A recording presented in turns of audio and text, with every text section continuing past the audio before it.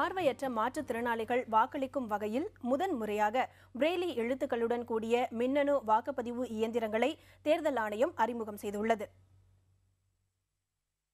மின்னணு வாக்குப்பதிவு இயந்திரங்களை கொண்டு இதுவரை நடத்தப்பட்ட தேர்தல்களின் போது பார்வையற்ற மாற்றுத்திறனாளிகள் உதவியாளர்கள் வழிகாட்டுதல்படியே தங்கள் ஜனநாயக கடமையை நிறைவேற்றி வந்தனர்.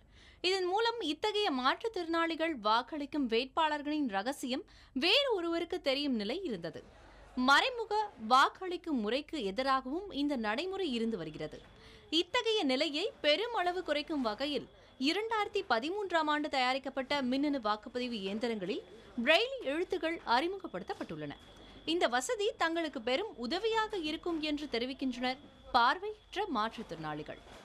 இப்போ நாங்கள் ஓட்டு யாருக்கு போடுறதுன்னு அது தெரியாமல் போயிடும். நாங்கள் கூட்டி போய் அந்த பூத்து வரையில் கூட்டி போனாங்கன்னா அந்த பூத்தில் நாங்கள் சொல்கிற ஓட்டு போடுறாங்களா இல்லை வேறவங்களுக்கு போடுறாங்களா எங்களுக்கு தெரியாமல் இருந்தது. இதுவரையில் இந்த சிஸ்டம் கொண்டு வந்து கொடுத்ததுக்காக எங்களுக்கு இப்போ எந்த பயம் இல்லாமல் எங்கள் தனிப்பட்ட ராஜ்யம் போல் இது நாங்கள் ஒரு ஓட்டு அமைக்கிறதுக்காக எங்களுக்கு நல்ல ஒரு சந்தோஷமான இது. இந்த முறையில் வாக்களிப்பவர்களுக்கு வாக்குச்சாவடிகளில் பிரெய்லி குறிப்புகளுடன் கூடிய புத்தகம் வைக்கப்பட்டிருக்கும். இதில் சம்பந்தப்பட்ட தொகுதியில் போட்டியிடும் மொத்த வேட்பாளர்களின் பெயர்கள் வரிசை எண்களுடன் பிரெய்லி எழுத்துக்களுடன் ஊட்டப்பட்டிருக்கும். உதாரணமாக, ஒரு பார்வையற்ற மாற்றுத்திறனாளி எண் வரிசையில் 3வது வேட்பாளருக்கு வாக்களிக்க விரும்பினால் மின்னணு வாக்குப்பதிவு இயந்திரத்தை தடவி பார்த்து 3 முறை எண்ணை குறிக்கும் பிரெய்லி எழுத்துக்களுக்கு நேரே உள்ள பொத்தானை அழுத்தி வாக்களிக்கலாம். இதனால் மற்றவர்களின் உதவி மாற்றுத்திறனாளிகளுக்கு தேவைப்படாது என்கின்றனர் தேர்தல் அலுவலர்கள். பிரெய்லி நம்பர்ஸ் இருக்குது. இந்த பேலட் யூனிட்டில் 1லேருந்து 16 வரைக்கும் இருக்குது. அடுத்த பேலட் யூனிட்டில் 17லேருந்து 32 வரைக்கும் நம்ம ஒட்டிடுவோம். ஸோ பிளைண்ட் இன்ஃபார்ம் பர்சன் அந்த பிரெய்லி யூஸ் பண்ணி அவங்க ஓட்டு போடலாம். பேப்பர் அவங்களுக்காக பிரிண்ட் பண்ணி வாங்கிட்டு வந்திருக்காங்க. அதை ஒட்டுவோம். அதை அவர் இது பண்ணி பார்த்து யார் கேண்டிடேட்டு என்னென்னு அவர் தெரிஞ்சுக்கிட்டு அவர் ஓட்டு போடலாம்.